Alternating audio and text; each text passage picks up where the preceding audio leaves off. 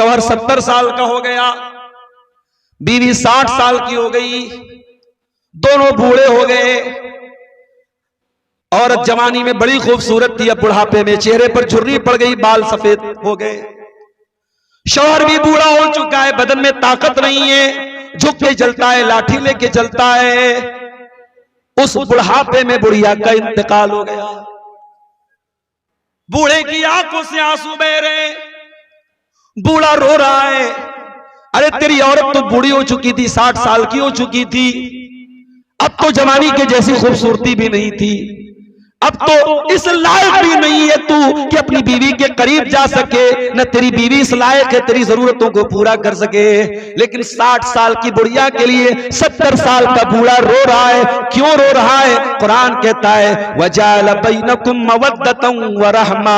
ओ लोगो, ये नकली मोहब्बत नहीं है, ये व्हाट्सएप वाली मोहब्बत नहीं है, ये सोशल मीडिया वाली मोहब्बत नहीं है, ये अल्लाह की पैदा की हुई मोहब्बत है। इस मोहब्बत में रहमत भी शामिल है। शौहर बीवी के लिए रहमत है, बीवी शौहर के लिए रहमत है।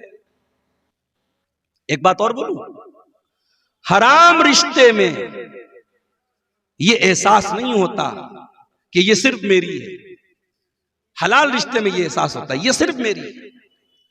आप गौर करें, हराम तरीके से कोई लड़का किसी लड़की के साथ अगर ताल्लुक बनाता है तो जैसे लोग कपड़ा चेंज करते हैं वैसे आज के जमाने में ताल्लुकात चेंज होते हैं। आज इसके साथ दोस्ती है, कल उसके साथ दोस्ती हो गई, इसके साथ ब्रेकअप हो गया, उसके साथ पैचअप हो गया। उतने तो लोग कपड़े नहीं बदलते जितने आजकल रिश्ते बदले जा रहे हैं। लेकिन शादी में दुनिया के किसी कोने में चला जाए इंसान, लौटता है तो दुनिया की सबसे खूबसूरत औरत अगर नजर आती है तो उसको अपनी बीवी नजर आती है, अपनी बेगम नजर आती है। ये इस रिश्ते की खूबसूरती है मेरे प्यारे साथी। इसीलिए अल्लाह ताला कुरान के दूसरे पारे में कहता है हुन्ना लिबासुल लकुम व अंतुम लिबासुल लहुन्ना। तुम्हारी औरतें तुम्हारे लिए लिबास हैं और तुम भी अपनी औरतों के लिए लिबास हो। लिबास क्या होता है? कोई कुर्ता पैजामा के साथ सदरी पहन रहा है, कोई ब्लेजर पहन रहा है, कोई शेरवानी पहन रहा है, कोई टी शर्ट पहन रहा है। कल नेपाल में प्रोग्राम था, एक नौजवान का बाल देखा, बिल्कुल जो है पीछे से किनारे किनारे का बाल एकदम उड़ा हुआ है, लग रहा है पीछे से कोई बंदर जा रहा है। तो अब ये भाई उसको वही स्टाइल जम रहा है। कोई रोनाल्डो के जैसा बाल रखे हुए है, कोई सलमान खान वाली लॉकेट पहन रहा है। सबके अपने अपने फैशन हैं। लिबास आदमी वो पहनता है जिसमें इंसान अपने आप को अच्छा महसूस करे। कपड़े की दुकान पे आप जाते हैं, किसी अच्छे मॉल में जाते हैं आप, मॉल वाले ने ट्रायल रूम रखा है, भाई कपड़ा पहन के ट्रायल कर लो, देख लो तुम कपड़े में कैसे लग रहे हो। कुरान कितनी बेहतरीन ताबीर कर रहा है, हुन्ना लिबासुल लकुम। तुम्हारी बीवी तुम्हारे लिए लिबास है। तुम बीवी के बगैर अच्छे ही नहीं लगोगे, बीवी तुम्हारे बगैर अच्छी ही नहीं लगेगी। तुम एक दूसरे को कंप्लीट कर रहे हो, एक दूसरे की सुंदरता हो, एक दूसरे की खूबसूरती हो। अरे एक दिन बीवी चली जाए मायके में तो कमरा सूना सूना लगने लगता है। जो शादीशुदा लोग हैं जिन्होंने ये लड्डू खाया हुआ है उनको ज्यादा एहसास है, जो बेचारे नहीं खाए हैं वो क्या जाने। तो शादी के बाद इंसान की लाइफ चेंज हो जाती है, जिंदगी में परिवर्तन आ जाता है और मियां बीवी एक दूसरे का लिबास हो जाता है। और गौर कीजिएगा, हर आदमी कोई ना कोई कपड़ा पहनता है, कोई लुंगी पहने हुए है, कोई बनियान पहने हुए, लेकिन कोई अगर बगैर कपड़ों के है, नंगा है, तो दो ही बात हो सकती है, या तो वो इंसान नहीं है, और इंसान है तो फिर अकल नहीं है उसके अंदर, पागल होगा जो नंगा घूमेगा। एक दूसरे के राज की हिफाजत करें, एक दूसरे के ऐब पर पर्दा डालें। अब आइए, वक्त बहुत हमारे पास महदूद है और घड़ी की सुई बड़ी तेजी से आगे बढ़ रही है। हमारे शेख इनायतुल्लाह नदवी साहब ने हुक्म दिया है, आप हुकूक पर बहुत तकरीर करते हैं, जरा ज़ौजैन के हुकूक बयान कर दीजिए। पति के क्या हक है पत्नी के ऊपर, पत्नी के क्या हुकूक है पति के ऊपर, शौहर की क्या जिम्मेदारी है बीवी के ताल्लुक से, और बीवी की क्या जिम्मेदारी है शौहर के ताल्लुक से। मैं बात आगे बढ़ाता हूं, लेकिन एक बात कहना चाहता हूं। आज सीमांचल के इलाके में घूमते हुए एक बात मैंने महसूस किया है कि आपकी इस बिरादरी में भी, शेरशाह वादियों में भी शादी ब्याह में बहुत सारी रस्म और रिवाज मौजूद है। बारात की रस्म और रिवाज मौजूद है, जहेज की डिमांड मौजूद है, हल्दी और मंगनी की रस्म मौजूद है। अल्लाह के वास्ते मेरे भाइयों, आप कम से कम अपनी बिरादरी, मुझे मालूम है अगर आप मुत्तहिद हो जाएं, मैं कटिहार भी जाता हूं, पूर्णिया भी जाता हूं, अररिया भी जाता हूं, अंदरसा सब जगह सेम बन रहा है। अंदरसा की रेसिपी चेंज नहीं हो रही है पूरे शेरशाह वादी में। नाश्ते का स्टाइल सब जगह सेम है, वही थोड़ी सी काजू आ जाएगा, थोड़ा सा किशमिश उसमें होगा, थोड़ी सी सेब काट के रख देंगे, थोड़ा सा उसमें जो है कोई मीठा रख देंगे। ये पूरे शेरशाह वादी बिरादरी में इस बात पर इत्तेहाद और इत्तेफाक है। तो जैसे आपने इन तमाम चीजों में अपना एक कल्चर बनाया है, बड़े दर्द के साथ आपसे गुजारिश करता हूं, आप एक कल्चर ये भी बनाइए, दुनिया को ये बताइए हमारी बिरादरी में शादी सिंपल तरीके से सुन्नत के मुताबिक होती है। मुझे आज एक साहब ने बताया, हमारे बिरादरी में लड़कियों की शादी 20 साल के अंदर हो जाती है। अगर 20 क्रॉस कर गई तो माना जाता है लड़की इतनी उम्र क्यों होगी, शादी क्यों नहीं हुई उसकी। अच्छी चीज है ये। लड़की या लड़का अगर वो जवान हो गए, बालिग हो गए, कुरान और हदीस तो हमसे यही कहते हैं कि उनकी सही वक्त पे शादी करनी चाहिए। और मैं बार बार ये बात कहता हूं, ये जमाना कोई सहाबा का जमाना नहीं है, ये कोई ताबईन का जमाना नहीं है, ये खैरुल कुरून का दौर नहीं है। हम कयामत के करीब के दौर से गुजर रहे हैं, हम फितनों के दौर से गुजर रहे हैं। कयामत करीब है, ज़िना का बाजार आम है, बेहयाई आम है, बेपर्दगी आम है। और इस दौर में अगर आपने निकाह को मुश्किल बनाया, ज़िना तैयार बैठा है आपकी नौजवान नस्ल को बर्बाद करने। इसलिए मेरे भाइयों, निकाह को आसान, और यही पैगाम दिया था जनाब मोहम्मद रसूलुल्लाह सल्लल्लाहु ताला अलैहि वसल्लम ने नौजवानों को। क्या फरमाया था आपने, या माशर शबाब, ऐ नौजवानों, मन इस्तता मिनकुमुल बाह, जिसके पास शादी की क्षमता हो, शादी की ताकत हो, बीवी को खिलाने की ताकत हो, बीवी का हक अदा करने की ताकत हो, फल यतज़व्वज, वो निकाह कर ले, शादी कर ले। फ़इन्नहु अग़ज़्ज़ु लिलबसर, निकाह करेगा तभी उसकी आंखें पस्त होंगी। अब्दुल गफ्फार साहब की तकरीर रात भर सुनते रहो, उलमा की तकरीरें रात भर सुनते रहो, लेकिन अल्लाह के रसूल के अल्फाज हैं, आपकी शर्मगाह की हिफाजत और आपकी आंखों की हिफाजत अगर होगी तो निकाह के जरिए होगी। अगर निकाह की ताकत है तो देर मत करो, निकाह कर लो। और ये पैगाम अल्लाह के नबी ने लड़की के गार्जियन को भी दिया है। आज समाज में बहुत सारी लड़कियां हैं जो अपने बाप की जिद की वजह से, अपनी मां की जिद की वजह से बैठी हुई हैं।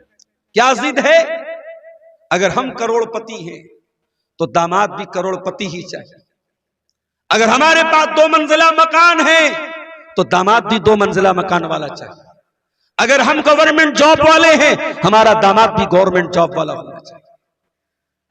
अल्लाह के प्यारे नबी फरमाते, इज़ा खतब इलैकुम मिम्मन तरदौन दीनहु व खुल्क़ह, जब तुम्हारी लड़कियों के लिए अच्छा रिश्ता मिल जाए, दीनदार रिश्ता मिल जाए, लड़के का दीन अच्छा है, लड़के का कैरेक्टर अच्छा है, फज़व्विजूहु, तो और शर्तें न लगाओ और कंडीशन न लगाओ, शादी कर दो, निकाह कर दो।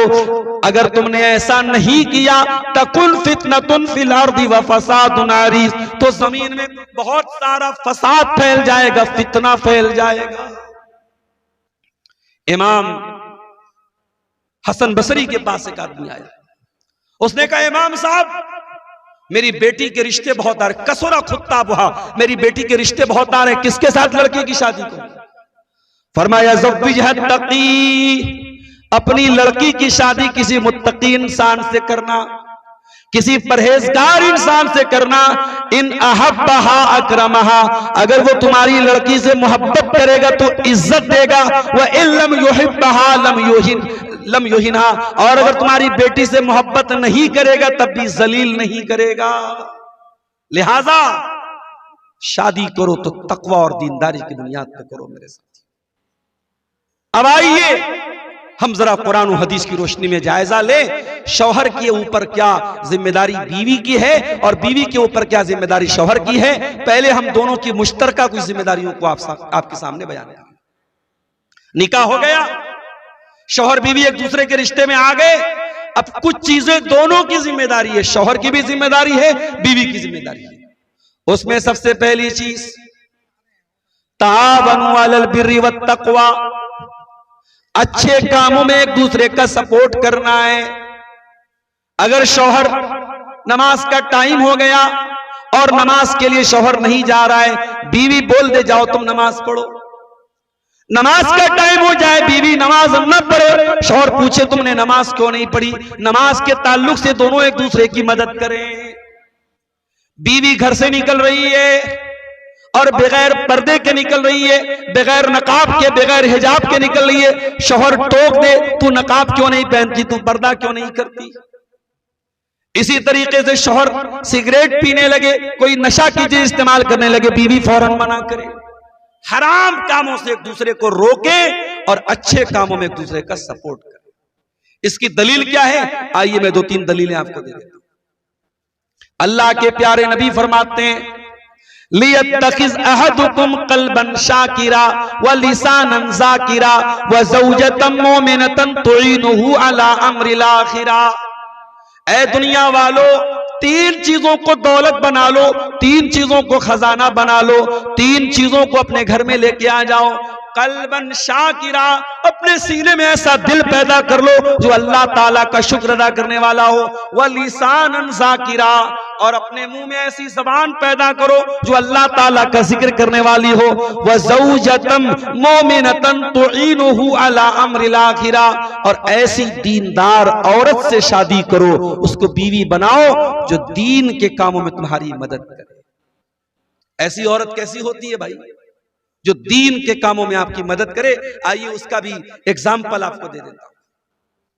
अल्लाह के प्यारे नबी फरमाते हैं रहिमल्लाहु रजुलन काम मिनल लैल, अल्लाह ताला रहमत नाजिल फरमाए उस आदमी के ऊपर जो रात में उठ करके तहज्जुद पढ़ता है, वह आई कज़म राता, और अपनी बीवी को भी उठाता है, और बीवी अगर इनकार कर दे तो बीवी के चेहरे पर पानी छिड़क देता है।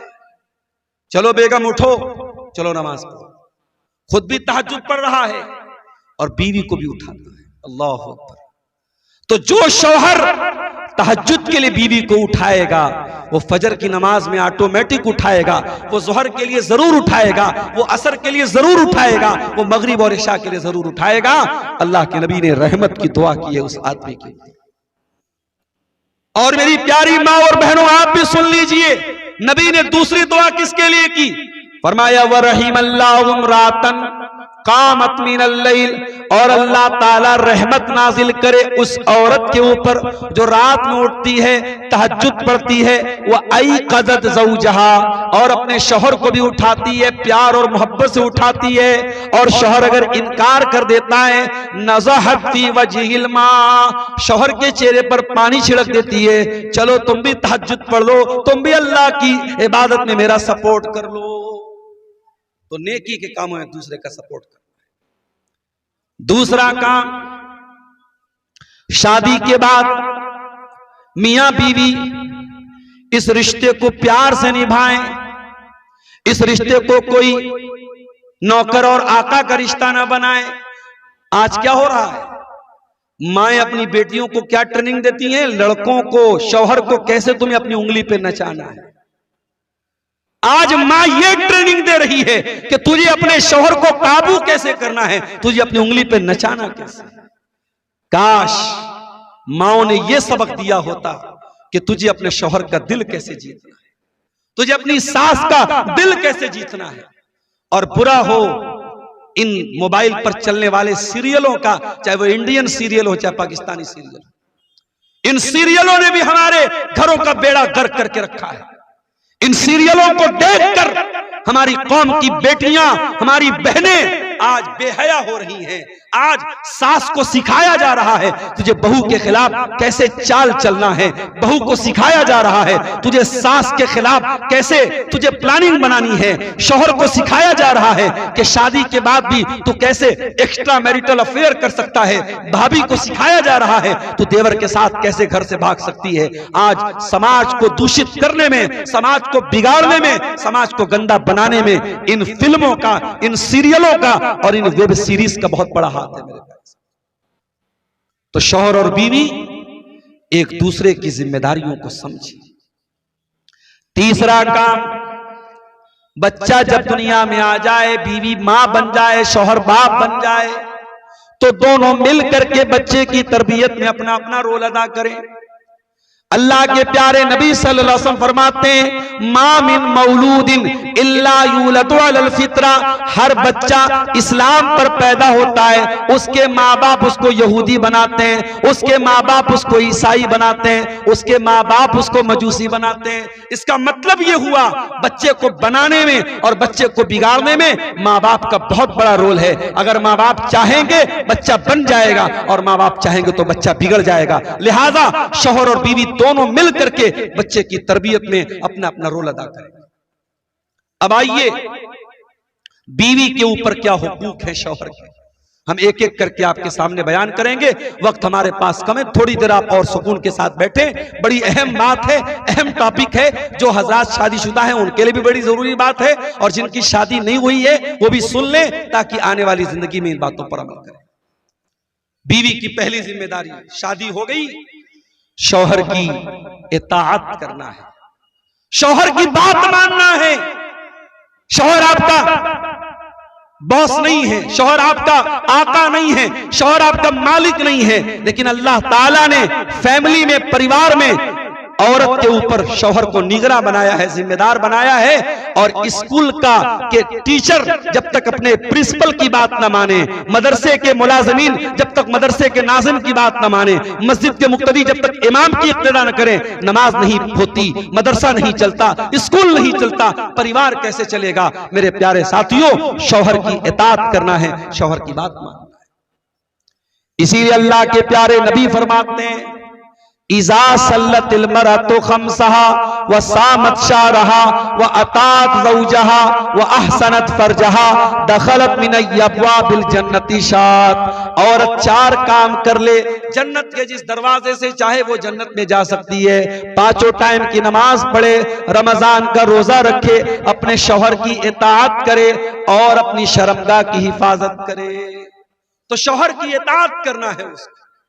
माफ कीजिएगा, आज हमारे इलाके में बहुत सारी औरतें हर तकरीर में जाती हैं, हर जलसे में जाती हैं, हर बयान को सुनती हैं, उलमा से मोहब्बत करती हैं, मगर अपने घर में, अपनी शादीशुदा जिंदगी में अपने शौहर को कोई इज्जत नहीं देती, शौहर की बात तक नहीं मानती हैं, शौहर को एक गिलास पानी तक देने को तैयार नहीं है। माफ करना मेरी प्यारी माँ और बहनों, आपका तकरीरें सुनना, आपका बयानात सुनना, आपका उलमा से मोहब्बत करना, आपका जलसों में जाना, ये सब आपके मुंह पर मार दिया जाएगा अगर आपने अपने शौहर के हुकूक को अदा नहीं किया।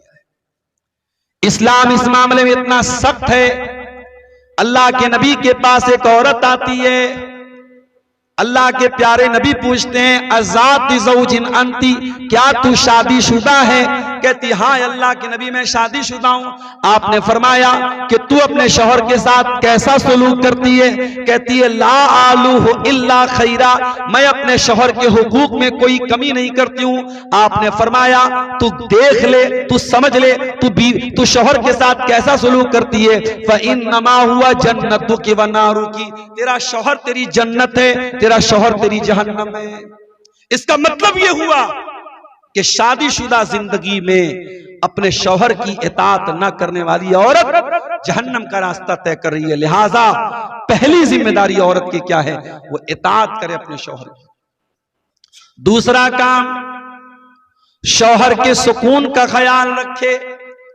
शौहर को क्या पसंद है, क्या नापसंद है, इस बात का ख्याल रखे। अल्लाह के प्यारे नबी से पूछा गया अय्युन निसाई खैर, ऐ अल्लाह के नबी कौन सी औरत सबसे अच्छी औरत है?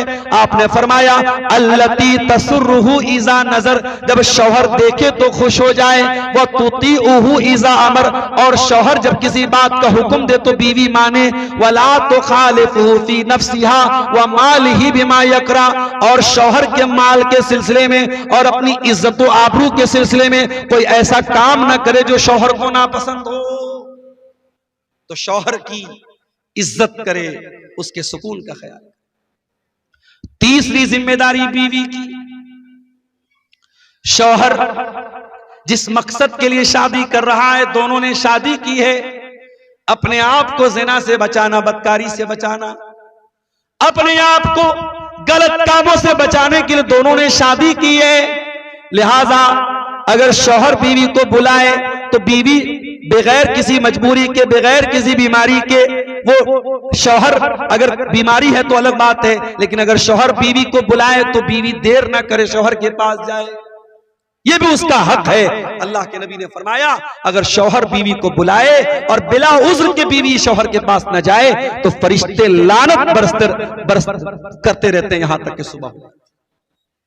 इसी तरीके से बीवी की एक और जिम्मेदारी है कि शौहर के घर में किसी ऐसे इंसान को एंट्री न दे जिसको शौहर नापसंद करता है। फरमाया ला यूतीना फुरुशकुन्ना ला यूतीना फुरुशकुम अहदन तकरहूना, और अपने तुम्हारे घरों में किसी ऐसे इंसान को आने न दें जिसको तुम नापसंद करते हो। ये हक है तुम्हारा, तुम्हारी बीवी के ऊपर कि वो तुम्हारे घर में किसी ऐसे इंसान को एंट्री न दे जिसको शौहर नापसंद करता है। अब यहां पे एक बात और सुन लीजिए, कभी कभी शौहर क्या करता है, ऐसे रिश्तेदारों को घर में लाता है जो औरत के लिए गैर महरम है। मिसाल के तौर पे चाचा का लड़का है, शौहर का कजिन है, शौहर के चाचा का लड़का, शौहर के मामा का लड़का, शौहर के खाला का लड़का, ये सारे के सारे लोग उस औरत के लिए गैर महरम हैं। शौहर लाता है और बीवी से कहते चाय लेके आओ, और बीवी चाय लेके आती है और उस गैर मर्द के सामने ला करके चाय परोसती है। हराम है, ये तरीका हराम है मेरे प्यारे साथ। आप अपनी बीवी को, अपने घर की औरतों को अगर समाज में पाए जाने वाले गैर महरम से बचाते हैं तो अपने रिश्तेदारों में जो गैर महरम हैं उनसे भी अपनी बीवी को पर्दा कराइए और उनके सामने अपनी बीवी को मत लाइए। और अगर आप लाते हैं तो आप ये हदीस भी सुन लीजिए, अल्लाह के नबी ने बेगैरत करार दिया है उस इंसान को। आपने फरमाया 3 लोग ऐसे होंगे कयामत के दिन, न तो अल्लाह ताला उनकी तरफ देखेगा, न उनसे बात करेगा, न उनको पाक साफ करेगा। नंबर 1 अल्लाह को लिवालिदैहि, अपने माँ बाप को सताने वाला। नंबर 2 अलमरअतुल मुतरज्जिला, मर्दों की तरह चाल ढाल अपनाने वाली औरत। और नंबर 3 अद्दयूस, वो बेगैरत मर्द अल्लज़ी युक़िर्रु फ़ी आलिहिल खुबुस, जिसके घर में गंदगी हो रही हो, बेहयाई हो रही हो, बेपर्दगी हो रही हो और उसको कोई फर्क न पड़ता। तो अगर शौहर बीवी को से बेपर्दगी करवाए, बेगैरती करवाए तो कान खोल के सुन लो, शौहर की हर बात बीवी को नहीं मानना है। अगर शौहर की कोई बात ऐसी है, चाहे उसका ताल्लुक मियां बीवी के आपस के ताल्लुक से भी हो, मियां बीवी के ताल्लुकात के सिलसिले में भी अगर शौहर प्रेशर करके, फोर्स करके कोई ऐसा काम करने को बोले जो इस्लाम की नजर में गलत है, जो शरीयत की नजर में गलत है, तो बीवी को बात नहीं माननी है। क्यों? इसलिए कि अल्लाह के नबी ने फरमाया ला ताअता लिमखलूकिन फी मासियतिल खालिक, अल्लाह को नाराज करके, उसकी नाफरमानी करके किसी मखलूक की बात को नहीं मानना है। शौहर की इज्जत अपनी जगह है, शौहर का एहतराम अपनी जगह है, मगर शौहर की नाजायज और गलत बात बीवी नहीं मानी। इसी तरीके से बीवी की एक और जिम्मेदारी है, शौहर के माल को बेदरेक खर्च न करे। अपने हक भर का पैसा ले सकती है, लेकिन इसका मतलब यह नहीं है कि जब मोदी जी नोटबंदी कराते हैं महिलाओं के घरों से लाखों रुपए बरामद होते हैं जो उन्होंने अपने शौहरों की जेब से चुराया था। इसका मतलब यह हुआ कि शौहर को बताए बगैर औरतें बहुत सारा पैसा चुरा लेती हैं सेविंग के नाम पे। यह गलत है, मुनासिब नहीं है। हां, अगर आपको यकीन है थोड़ा बहुत पैसा मैं शौहर की पॉकेट से ले रही हूं और शौहर ही के लिए, परिवार ही के लिए ले रहे हूं तो अलग मसला है, या शौहर आपकी जरूरी चीजों को नहीं दे रहा है, हक अदा नहीं कर रहा है, तो वहां पे आप ले सकती हैं। लेकिन इतना ज्यादा पैसा ले लेना, माल ले लेना कि शौहर की जिंदगी परेशानी में आ जाए, ये बिल्कुल भी मुनासिब नहीं है। तो ये कुछ जिम्मेदारियां हैं जो बीवी के ऊपर शौहर के ताल्लुक। शौहर की क्या जिम्मेदारी है? शौहर की पहली जिम्मेदारी, कुरान कहता है वअलल मौलूद लहू रिज़्क़ुहुन्ना व किस्वतुहुन्ना बिल मारूफ। बच्चे के बाप की जिम्मेदारी है बच्चे की मां को खिलाना, पिलाना, पहनाना। अपनी बीवी को निकाह करके लाए हो, रोटी, कपड़ा, मकान आपको देना पड़ेगा, आपकी ड्यूटी है, आपकी जिम्मेदारी है। और जब निकाह करो तो महर भी बीवी का दे दो। वह आतुन्निसा सदुकातिहिन्ना निहलतन, कुरान कहता है अपनी औरतों को महर दे दो खुशी खुशी। हमारे बनारस में पहले के जमाने में 32.5 रुपया महर होता था, अभी थोड़ा लोगों ने बढ़ा दिया है, अभी 100 ग्राम चांदी महर में दी जाती है। परसों में हदीस पढ़ा रहा था मदरसे में बच्चों को, अल्लाह के नबी ने अपनी बीवियों को जो महर दिया था 12.5 उकिया चांदी दिया था। 12.5 उकिया चांदी तकरीबन 1.5 किलो होती है, और 1.5 किलो चांदी का जो रेट मैंने करंट में पता किया 2.25 लाख रुपया होता है। यानी अल्लाह के नबी ने अपनी बीवियों को उस जमाने के हिसाब से जो चांदी दी थी आपने महर में, आज की करंट वैल्यू क्या है? 2.25 लाख रुपया। इसलिए महर की रकम बहुत ज्यादा भी नहीं होनी चाहिए जो आप दे ना सके, और इतनी कम भी नहीं होनी चाहिए कि हंसी मजाक बन के रह जाए। महर इंसान को अपनी हैसियत के मुताबिक देना चाहिए। और अगर आपके पास कुछ भी नहीं है तो नबी अकरम के दौर में ऐसा भी हुआ है, एक औरत आती है, नबी अकरम के साथ निकाह करने की ख्वाहिश जाहिर करती है। अल्लाह के प्यारे नबी उसमें दिलचस्पी का इजहार नहीं करते हैं कि मुझे शादी की जरूरत नहीं है, वो कहती है किसी और से मेरी शादी करा दीजिए। एक सहाबी कहते हैं अल्लाह के नबी मैं शादी करने को तैयार हूं। आपने पूछा है तुम्हारे पास कुछ महर में देने को? अच्छा, आज उल्टी बात है, आज लड़के वाले लड़की वालों से पूछते हैं तुम्हारे पास देने के लिए क्या है। नबी के दौर में लड़के से पूछा जाता था तुम्हारे पास देने के लिए क्या है। सहाबी ने कहा अल्लाह के नबी मेरे पास सिर्फ मेरा इजार है, मेरी लुंगी है और कुछ भी नहीं। आपने फरमाया जाओ तलाश करो, अगर लोहे की अंगूठी मिले तो वही दे देना तुम महर। सहाबी ने तलाश किया, तलाश करके आए, कहा अल्लाह के नबी लोहे की अंगूठी भी नहीं मिली। आपने फरमाया अच्छा ये बताओ हल माअका शैउन मिनल कुरान, कुछ कुरान याद है क्या तुम? कहा कि हाँ अल्लाह के नबी मुझे फला फला सूरतें याद। कुरान के हाफिजों को हल्का समझने वालों, कुरान के उलमा को हल्का समझने वालों, साइंस के टीचर की ट्यूशन फीस 5,000, मैथ के टीचर की ट्यूशन पढ़ाने वाले टीचर की फीस 3,000, और कुरान पढ़ाने वाले मौलवी को 500 रुपया देके भी एहसान जताता है, मौलवी साहब कुछ कम कर दीजिए। कुरान की कीमत तो नहीं तय हो सकती मेरे भाई, कुरान की कोई वैल्यू तो नहीं तय हो सकती। अब तेरी नजर में साइंस के टीचर का मकाम ऊंचा होगा। मैं साइंस के टीचरों को डिग्रेड नहीं कर रहा हूं, ठीक है, समाज में उनका बहुत बड़ा योगदान है, मैथ के टीचरों का बहुत बड़ा योगदान है, लेकिन अल्लाह की कसम कुरान पढ़ने वाले का जो मकाम है और कुरान पढ़ाने वाले का जो मकाम है वो दुनिया के किसी और टीचर का नहीं हो सकता मेरे साथ। और ये बात मैं नहीं कह रहा हूं, ये बात जनाब मोहम्मद रसूलुल्लाह सल्लल्लाहु अलैहि वसल्लम ने फरमाई है, खैरुकुम मन तअल्लमल कुरान व अल्लमहु, तुम में सबसे बेहतरीन इंसान वो है जो कुरान को सीखता और सिखाता है। आपने फरमाया क्या कुरान तुमको याद है? कहा अल्लाह के नबी कुरान याद है। आपने फरमाया ज़व्वजतु कहा बिमा माका मिनल कुरान, जो कुरान तुझको याद है उसी को मैंने महर बना के तेरा निकाह कर दिया। पता ये चला कि महर में इल्म को भी महर बनाया जा सकता है। अगर शौहर के पास कोई ऐसा इल्म है जो बीवी के पास नहीं है और निकाह में ये तय हो जाए कि शौहर वो इल्म अपनी बीवी को दे देगा तो ये इल्म भी महर बन सकता है। तो शौहर का एक बहुत बड़ा उसकी जिम्मेदारी और बीवी का बहुत बड़ा हक शौहर के ऊपर क्या है? बीवी को उसका महर दे। तीसरी चीज, बीवी को खुश रखे, इतना खुश रखे, इतना खुश रखे, अल्लाह के नबी से शादी हुई हजरत आयशा की। कुछ दिनों के बाद आप सफर पे गए, सहाबा से आपने फरमाया तुम लोग थोड़ा आगे निकल जाओ। सहाबा आगे निकल गए। आपने फरमाया ऐ आयशा चलो हम दोनों दौड़ का मुकाबला करते हैं, रेस लगाते हैं, देखते हैं कौन आगे बढ़ता है। हजरत आयशा फरमाती हैं मेरी नई नई शादी हुई थी, वजन मेरा कम था, दुबली पतली थी। जब मैं दौड़ने लगी अल्लाह के प्यारे नबी पीछे रह गए और मैं आगे निकल गई, मैं जीत गई। मैं इस रेस के मुकाबले में मैं आगे बढ़ गई और मुझे बहुत हंसी आई। मैंने बहुत मजाक बनाया अल्लाह के रसूल का कि देखिए मैंने तो आपको शिकस्त दे दी, मैं आगे निकल गई। कुछ दिनों के बाद जब दूसरी मर्तबा एक सफर में अल्लाह के नबी गए और आपकी आदत थी सफर पे जाने के पहले आप पर्ची डालते थे, कुरानदाजी करते थे और जिस बीवी का नाम आता था उसको लेके जाते थे।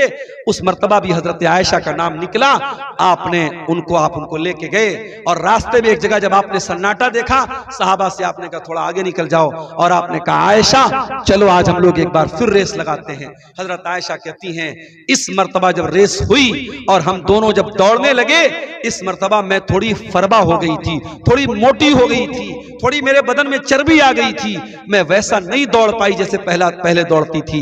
इस मर्तबा अल्लाह के प्यारे नबी सल्लल्लाहु अलैहि वसल्लम आगे निकल गए और मैं पीछे रह गई।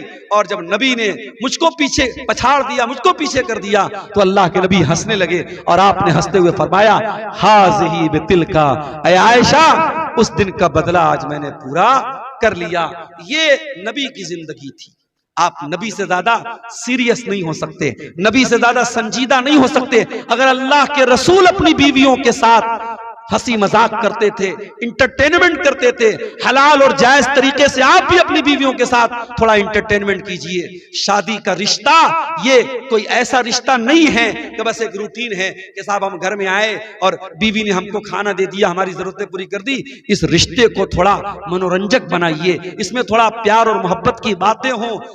आज प्यार और मोहब्बत की जब बात आती है तो लोग हराम मोहब्बत की बात करते हैं कि साहब फला तो अपनी महबूबा को चाँद बोलता है। कभी कभी आप भी अपनी बीवी को चाँद बोल दीजिए। वैसे एक दिन आएगा जब आपके सर का आधा बाल चला जाएगा तो आप खुद ही चाँद बन जाएंगे इंशाअल्लाह। तो आप इसके पहले कि आप चाँद बन जाएं, बीवी को कभी कभी मोहब्बत से, अल्लाह के नबी हजरत आयशा को कभी आइश बोलते थे, मोहब्बत भरे जुमले कभी बोल दीजिए। मेरे भाइयों घड़ी की सुई 12:30 बजा रही है और आखिरी जो मेरी लिमिट थी यहां से निकलने की, क्योंकि 5 बजे तक मुझे पटना पहुंचना है, एक आखिरी बात बयान करके बात अपनी खत्म कर रहा हूं। मियां बीवी के रिश्ते में एक बहुत जरूरी बात आज लोग मुझसे पूछते हैं मौलवी साहब एक से ज्यादा शादी करना कैसा है? मौलवी साहब दूसरी शादी करने का कोई तरीका बताइए।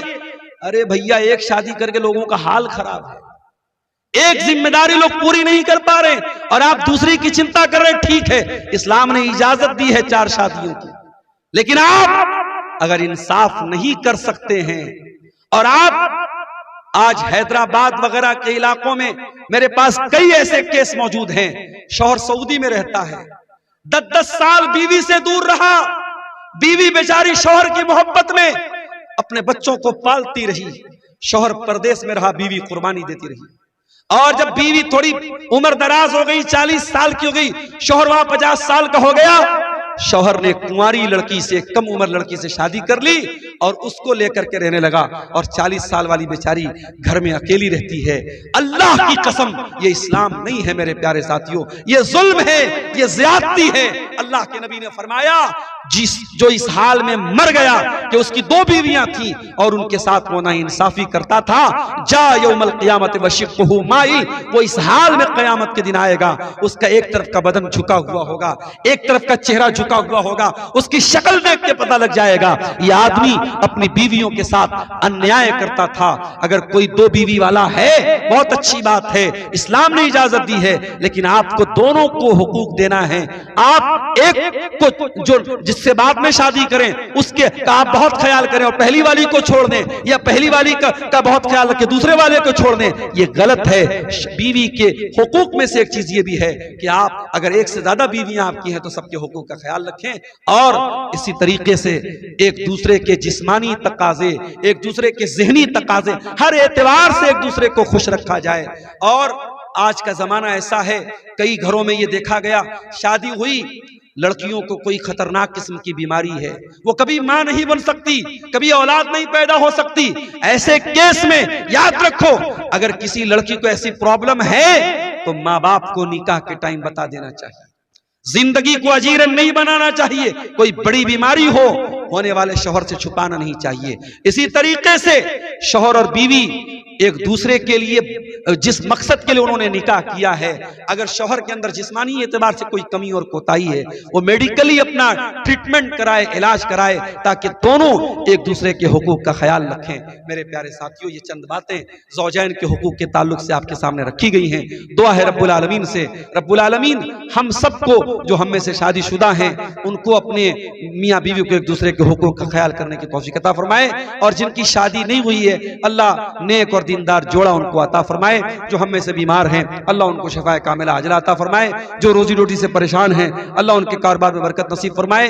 अल्लाह ताला इस मदरसे की हिफाजत फरमाए, मदरसे से पढ़ने वाले बच्चों के इल्म में अल्लाह ताला बरकत अता फरमाए, और यहाँ के असातिज़ा और यहाँ के जिम्मेदारों को अल्लाह ताला इखलास की तौफीक अता फरमाए। जिन भाइयों ने इदारे के लिए ताउन किया है अल्लाह उनके ताउन को कबूल फरमाए। जो भाई अभी तक पीछे रह गए हैं, मैं जाते जाते उनसे अपील करके जा रहा हूं, आप खाली हाथ न जाएं, आप यहां से सवाब लेके जाएं, आप जन्नत की गारंटी लेके जाएं, और जरूर इस इदारे का ताउन करके जाएं। रब्बुल आलमीन आपके सदकात को, आपके नेकियों को अल्लाह कबूल फरमाए, और ईमान वाली और नेकमान वाली जिंदगी अल्लाह ताला आप सबको अता फरमाए।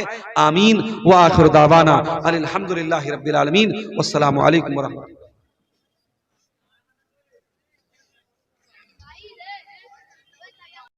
वक़ाल तआला फी मक़ामिन आखर वआशिरूहुन्न बिल मारूफ। वक़ाल तआला फी मक़ामिन आखर वमिन आयातिही अन खलक़ लकुम मिन अनफुसिकुम अज़वाजन लितस्कुनू इलैहा वजअल बैनकुम मवद्दतन व रहमा।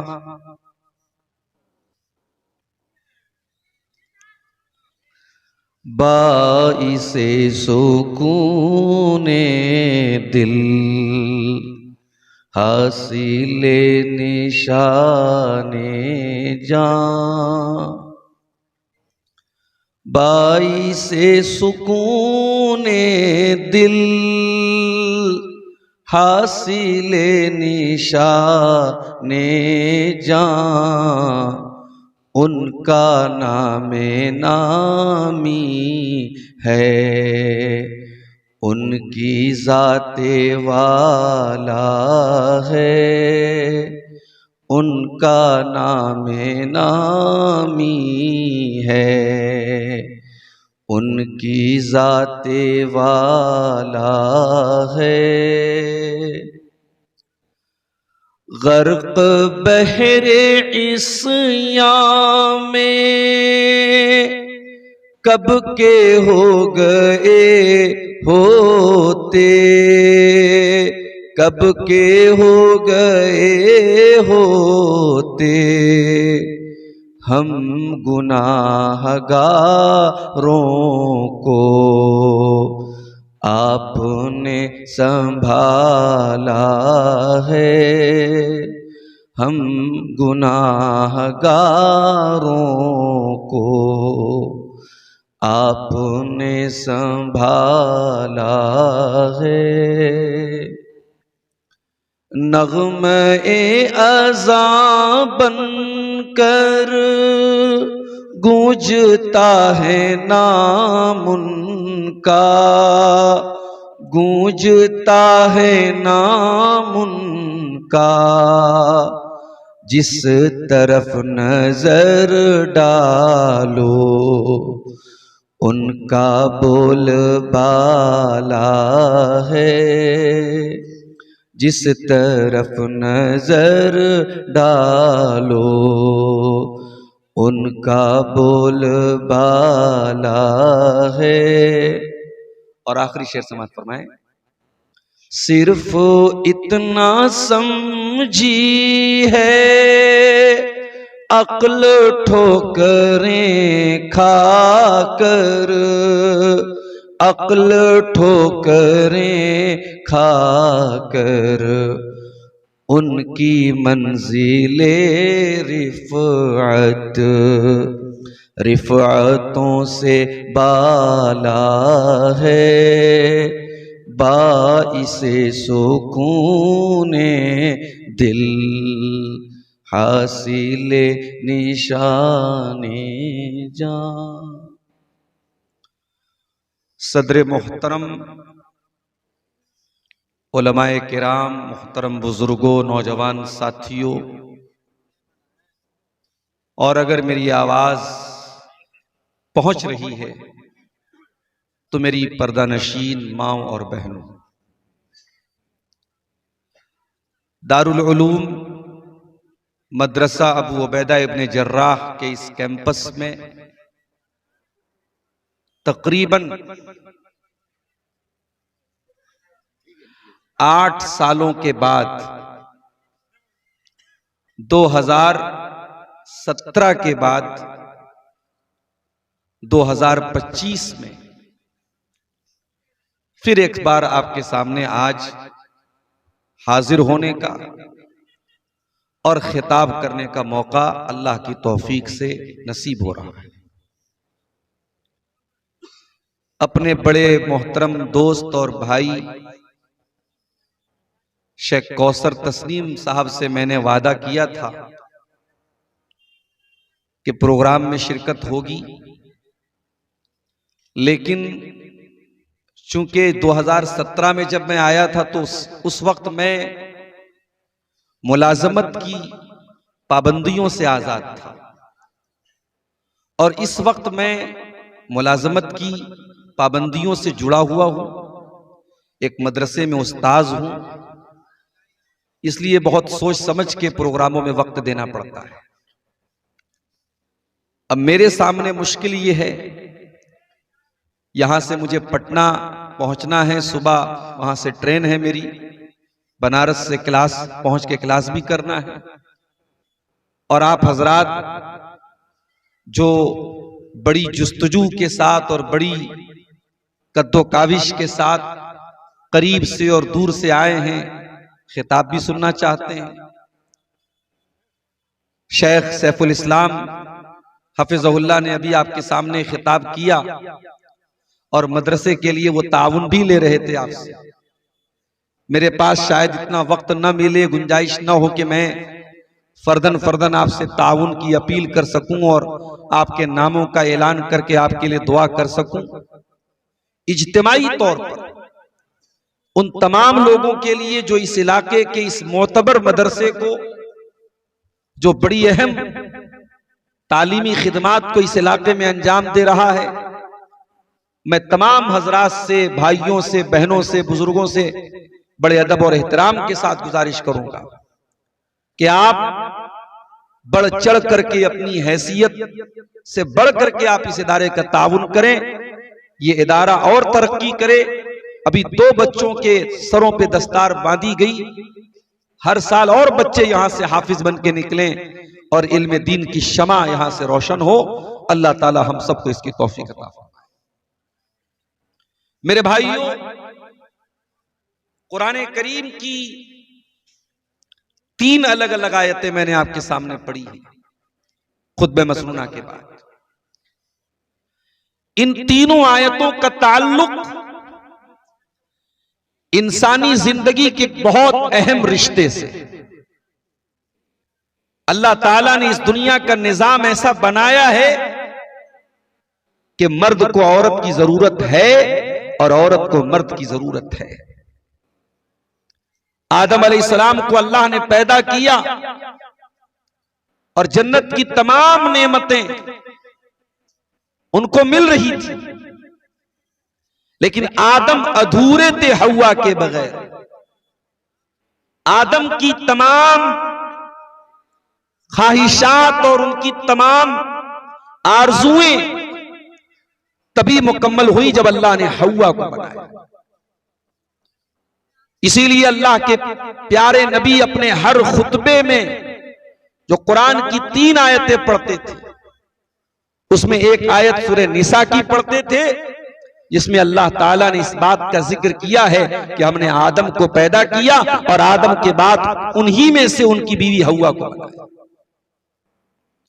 या अय्युहन्नासुत्तकू रब्बकुम अल्लज़ी खलक़कुम मिन नफ्सिन वाहिदा, ऐ लोगों अपने परवरदिगार से डरो जिसने एक जान आदम से तुमको पैदा किया।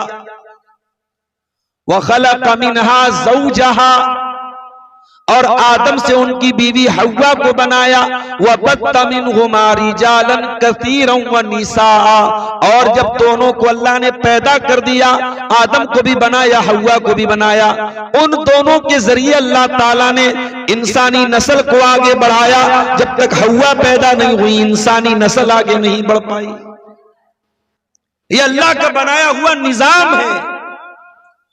दुनिया आगे तभी बढ़ेगी जब मर्द और औरत इन दोनों के जरिए एक परिवार बनेगा, एक घर बनेगा। और मर्द और औरत के जरिए एक परिवार कैसे बनेगा? वो किसी हराम रिश्ते की बुनियाद पे नहीं बनेगा, वो गर्लफ्रेंड और बॉयफ्रेंड के कल्चर की बुनियाद पे नहीं बनेगा, वो लिव इन रिलेशनशिप की बुनियाद पे नहीं बनेगा। एक परिवार अगर बनेगा, एक घर अगर बनेगा, एक खानदान अगर बनेगा तो निकाह की बुनियाद पर बनेगा। और मेरा जुमला नोट कर लो, जिस मोहब्बत में निकाह नहीं है, जिस मोहब्बत में लड़का दावा करता है कि मैं लड़की से बहुत मोहब्बत करता हूं, लेकिन उस लड़की से अगर वो निकाह करने को तैयार नहीं है, वो निकाह के बजाय किसी और तरीके से उस लड़की को हासिल करना चाहता है, वो मोहब्बत ही नहीं है मेरे प्यारे से। वो मोहब्बत के नाम पे ढकोसला है, मोहब्बत के नाम पे हवस है, मोहब्बत के नाम पे वासना है, मोहब्बत के नाम पे लश्त है, मोहब्बत के नाम पे अपनी जिस्मानी शहवतों की तकमील है। निकाह क्या है? कभी आपने गौर किया? निकाह के जरिए मर्द और औरत एक दूसरे के लिए हलाल होते हैं। वही काम अगर बगैर निकाह के किया जाए जिना है, हराम है, बदकारी है। निकाह के जरिए हलाल हो गया। निकाह में हुआ क्या? लड़की के वली की इजाजत, लड़के की तरफ से गवाहों की मौजूदगी, मेहर और लड़के का कबूल कर लेना कि हां मैंने इस लड़की से निकाह, मैंने इस लड़की को अपने निकाह में कबूल किया। इसीलिए अल्लाह के प्यारे नबी अपने आखिरी खुतबे में, खुतबे हज्जतुल वदा में, जब औरतों के हुकूक बयान करते हैं तो क्या फरमाते हैं? इसको ले जाइए, डिस्टर्ब बहुत करेंगे। आखिरी खुतबे में आपने क्या फरमाया? इस्तौसू बिन निसाई खैरा, ऐ लोगों तुम औरतों के साथ अच्छा सलूक करो। फ़इन्नकुम अक़स्तुमूहुन्ना बिअमानिल्लाह वस्तहललतुम फ़ुरूजहुन्ना बिकलिमतिल्लाह। जरा जुमले पर गौर कीजिए अल्लाह के रसूल के। आपने फरमाया कि जब तुमने औरत से निकाह किया, कल तक वो किसी की बेटी थी, किसी की बहन थी, किसी की खाला थी, किसी की फूफी थी, लेकिन कल तक किसी की बीवी नहीं थी। कल तक वो किसी और के घर में रहती थी, किसी और के घर में नहीं, अपने घर में रहती थी। और आज जब निकाह करके आई, एक अजनबी परिवार में, एक अजनबी घर में आई, और एक इंसान जिससे पहले से कोई रिश्तेदारी नहीं थी, निकाह के जरिए वो उसकी बीवी बन गई। सिर्फ बीवी नहीं बनी, सर से पैर तक उसके लिए हलाल हो गई। अल्लाह के नबी फरमाते हैं अख़ज़्तुमूहुन्ना बिअमानिल्लाह, ऐ लोगों तुमने इन औरतों को जब निकाह में कबूल किया तो तुमने अल्लाह का नाम लेके इनको कबूल किया। अल्लाह का कलाम पढ़ा गया, कुरान पढ़ा गया, मौलवी साहब ने खुतबा निकाह पढ़ा और अल्लाह का नाम लेके तुम्हारी पनाह में दे दिया, तुम्हारी अमान में दे दिया। ये औरतें जब निकाह करके तुम्हारे घर में आती हैं, तुम्हारी पनाह में आ जाती है, तुम्हारी अमान में आ जाती हैं, वस्तहलल्तुम फुरूजहुन्ना बिकलिमतिल्लाह, और अल्लाह के कलमा की बुनियाद पर ये तुम्हारे लिए हलाल हो जाती हैं। कल तक उनको टच करना हराम था, उनको छूना हराम था, उनके करीब जाना हराम था, आज तुम्हारे लिए हलाल हो गई। क्यों हलाल हुई? अल्लाह के कलमा की बुनियाद पे हलाल। निकाह के अंदर बड़ी ताकत है मेरे साथ, और ये निकाह जो मोहब्बत पैदा करता है, वो व्हाट्सएप और इंस्टाग्राम की चैटिंग से वो मोहब्बत नहीं पैदा हो सकती। माफ कीजिए, वो फेसबुक और सोशल मीडिया पर एक दूसरे को प्यार भरे मैसेज भेज देने से जो मोहब्बत के नाम पे ढकोसले हो रहे हैं, वो मोहब्बत नहीं है। मोहब्बत तो निकाह के जरिए वजूद है। अल्लाह कुरान में कहता है, वमिन आयातिही अन खलक लकुम मिन अनफुसिकुम अज़वाजन लितस्कुनू इलैहा। अल्लाह ताला की बहुत बड़ी निशानी ये भी है कि उसने तुम्हारी बीवियों को बनाया ताकि तुम उनसे सुकून हासिल करो। इसका मतलब ये हुआ कि सुकून आपको निकाह ही के जरिए मिलेगा। हराम रिश्ते के जरिए कभी सुकून नहीं मिल सकता। शहवत पूरी हो सकती है, वासना पूरी हो सकती है, जिस्म के तकाजे पूरे हो सकते हैं, सुकून नहीं मिल सकता। सुकून मिलेगा तो बीवी आपको सुकून दे, जो अल्लाह के कलमे की बुनियाद पर आपकी जिंदगी में आए। बीवी सुकून लेके आएगी, और दुनिया की तारीख गवाह है, इस निकाह ने कितने नौजवानों की जिंदगियों को बदल डाला। मेरे साथ कितने नौजवानों को मैं जानता हूं जो शादी के पहले बड़े लफंगे किस्म के, बड़े आवारा किस्म के, बड़े गैर जिम्मेदार किस्म के लोग थे, लेकिन जब निकाह हो गया और एक औरत उनकी जिंदगी में जिम्मेदारी बन के आई, अल्लाह ताला ने जिम्मेदार बना दिया। अल्लाह ने बुराइयों से बचने वाला बना दिया, अल्लाह ने समझदार बना दिया, अल्लाह ने तकवा वाला बना दिया। और अगले जुमले पर गौर कीजिए, वजअल बैनकुम मवद्दतन व रहमा, और अल्लाह ने मियां बीवी के बीच में मोहब्बत पैदा कर दी, रहमत पैदा कर दी। मोहब्बत अल्लाह ने पैदा की है निकाह के जरिए। यह मोहब्बत दुनिया की किसी ताकत ने पैदा नहीं की। आप शंकर नगर सुपौल के रहने वाले हैं, शेरशाबादी बरादरी आपकी कटिहार और अररिया और किशनगंज तक फैली हुई है। आपने निकाह का पैगाम भेजा, यहां से 100 किलोमीटर 150 किलोमीटर दूर या और भी दूर मान लीजिए, लड़की से आपका पहले से कोई जान पहचान और कोई ताल्लुक नहीं था। लड़की आई आपके घर में, आपसे शादी हो गई, बीवी बन गई आपकी। वो आप बेरोजगार थे, कल तक अकेले खाना पड़ता था, बीवी को खिलाना पड़ रहा है। एहसास हुआ यार मेरी आमदनी तो कम है, कुछ और करना पड़ेगा। दोस्तों से मशवरा किया, दोस्तों ने कहा कतर चले जाओ। मुझे मालूम है बीरपुर के इलाके के बहुत सारे हमारे नौजवान कतर में जॉब करते हैं, काम करते हैं। कतर चले गया, वीजा बन गया आपका, टिकट आ गया, फला तारीख को फ्लाइट है आपकी पटना से, जाने का टाइम आया। अभी शादी को सिर्फ 1-2 हफ्ते हुए हैं। उतना आपकी बहन नहीं रो रही है, उतना आपकी मां नहीं रो रही है, उतना आपके वो रिश्तेदार नहीं रो रहे जो सालों से आपके रिश्तेदार थे।